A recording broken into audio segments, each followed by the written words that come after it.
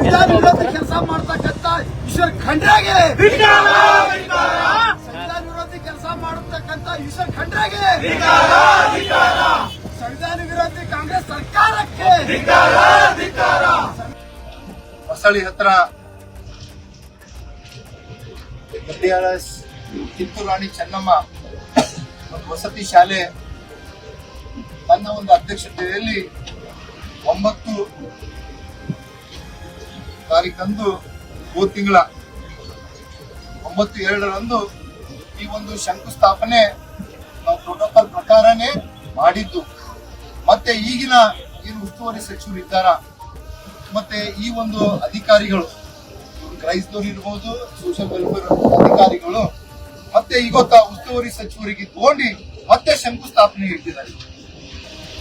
ಇವತ್ತು ಈ ಒಂದು ಸರ್ಕಾರ ಸಂವಿಧಾನ ಬಗ್ಗೆ ಬಹಳಷ್ಟು ಮಾತಾಡ್ತಾರ. ಇವತ್ತು ಈ ಸಂವಿಧಾನ ಹುದ್ದೆನೇ ಗಾಳಿ ತೂರಿ ಇವತ್ತ ಅಧ್ಯಕ್ಷರು ಇಲ್ಲೇನೆ ಇವತ್ತು ಈ ಒಂದು ಕಾರ್ಯಕ್ರಮ ಇವತ್ತ ಮಾಡ್ಕೊಂಡು ಹೋಗ್ತಾ ಇದ್ದಾರೆ.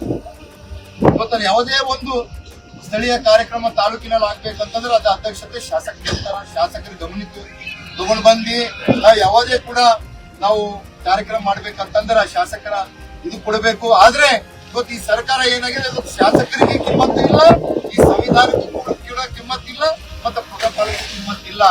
ಈ ಒಂದು ಮಾಡಿದ್ರು ಕೂಡ ತಾವು ನೋಡಬಹುದು ಇವತ್ತ ಪೊಲೀಸರಿಗೆ ಇಲ್ಲ ಸ್ಥಳೀಯ ಶಾಸಕರು ನನ್ನನ್ನು ಮತ್ತೆ ಎಲ್ಲರನ್ನು ಇವತ್ತ ಅರೆಸ್ಟ್ ಮಾಡ್ತಾ ಇದಾರ. ಇವತ್ತ ಏನ್ ನಡೀತಾ ಇದೆ ಈ ಸರ್ಕಾರದಲ್ಲಿ? ಈ ಸರ್ಕಾರ ಎದಕ್ಕಾಗಿದೆ? ದಬ್ಬಾಳಿಕೆ, ಗುಂಡಾಯಿಸಮು, ರೌಡಿಸಮು, ಜನಸಾಮಾನ್ಯರ ಶಾಸಕರ ಮೇಲೆ ಈ ತರ ಮಾಡೋದು ಸರಿ ಇದೆಯಾ?